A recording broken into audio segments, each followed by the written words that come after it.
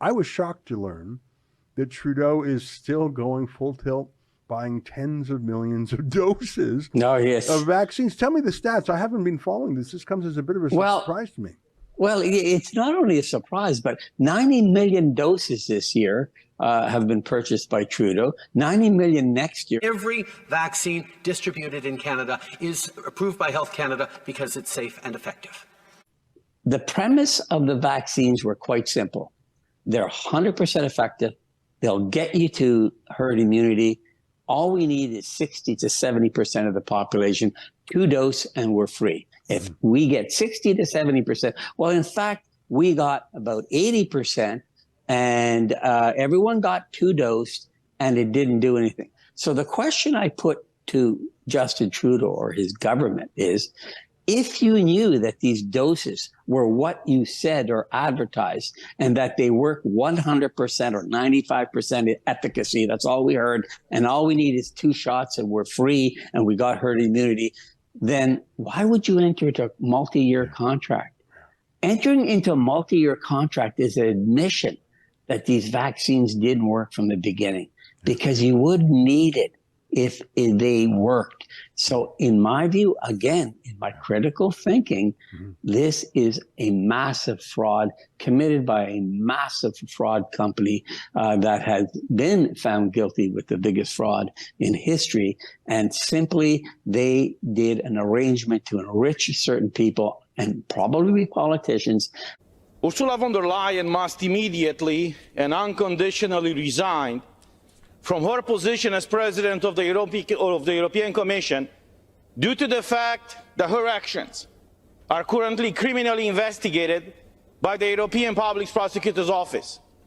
EPPO just announced a few days ago that it's investigating the way the contracts were signed between the European Commission and the producers of vaccines.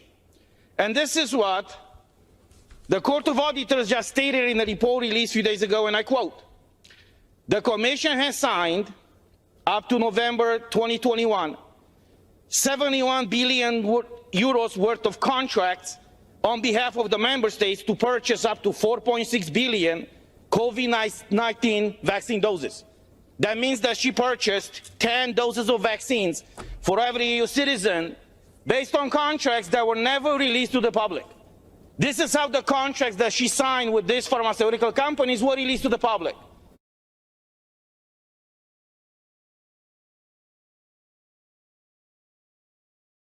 Never going to get any better. Don't look for it. Be happy with what you got. Because the owners of this country don't want that. I'm talking about the real owners now. The real owners, the big wealthy business interests that control things and make all the important decisions. Forget the politicians. The politicians are put there to give you the idea that you have freedom of choice. You don't. You have no choice. You have owners. They own you. They own everything. They own all the important land. They own and control the corporations. They've long since bought and paid for the Senate, the Congress, the state houses, the city halls. They got the judges in their back pockets. And they own all the big media companies, so they control just about all of the news and information you get to hear. They got you by the balls. They spend billions of dollars every year lobbying to get what they want. Well, we know what they want. They want more for themselves and less for everybody else. But I'll tell you what they don't want. They don't want a population of citizens capable of critical thinking. They don't want well-informed, well-educated people capable of critical thinking. They're not interested in that. That doesn't help them. That's against their interest. That's right.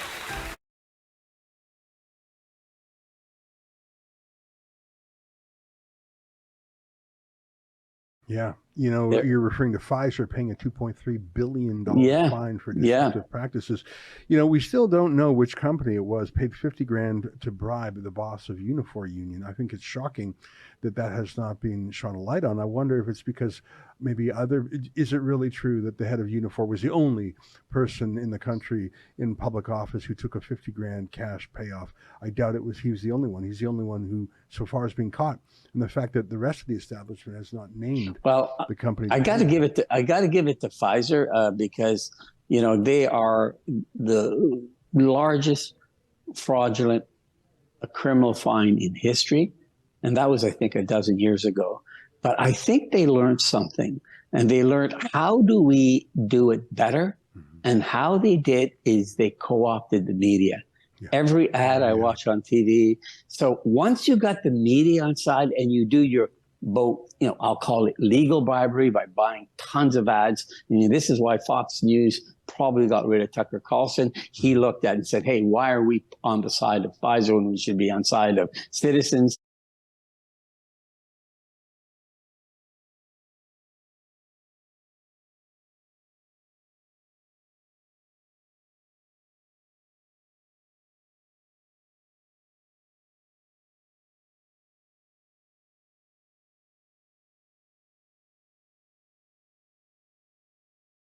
We were shocked to find out yesterday that they haven't tested their vaccine to see if it's stopping the spread of the virus.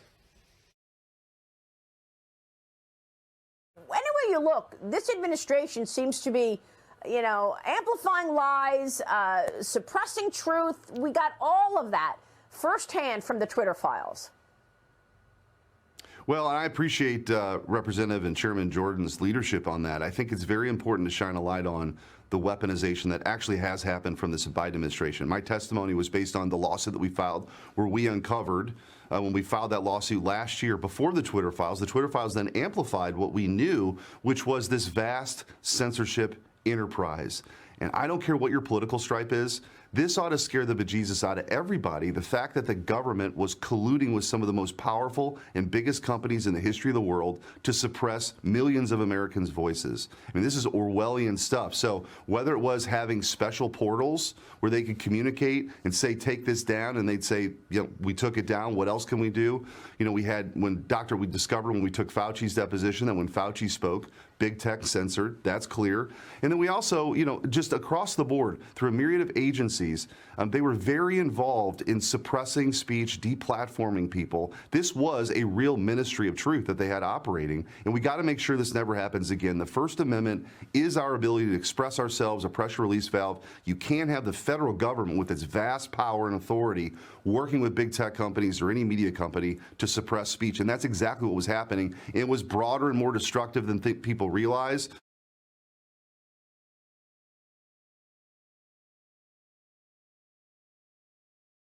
In your testimony, your written testimony, which was provided to us late last night, it says that, quote, and this is your writing, no government official ever threatened any social media platform with adverse action if a platform declined to moderate content flagged by the official or if a platform decided not to take an official's suggestions. Do you stand by your testimony? Yes. Okay. Now, a few minutes ago, just prior, you said that members of the legislative branch don't qualify for this particular statement, despite the fact that you said no government official ever. Does a representative in Congress constitute a government official? Well, let me clarify my testimony from earlier. I don't think that legislative proposals that were brought by Republicans or Democrats constitute threats against social media platforms. That's true whether with respect to Section 230 reform. It's true with respect to antitrust enforcement. So that would then lead us to the natural inclination to believe that you're talking about the executive branch, correct?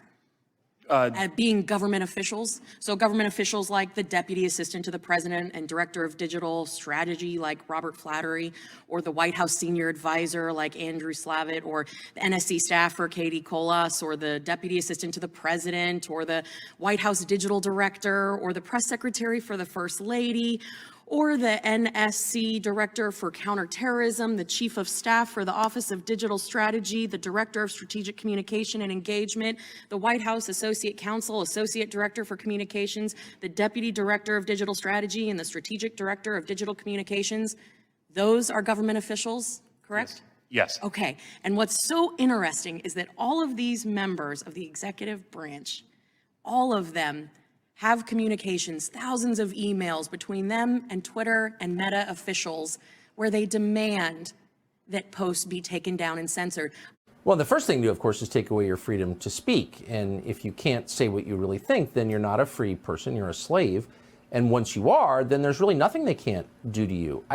Do you think people understand the implications of not allowing someone to speak? I don't think they do. I don't think people realize what dangerous times we're living in.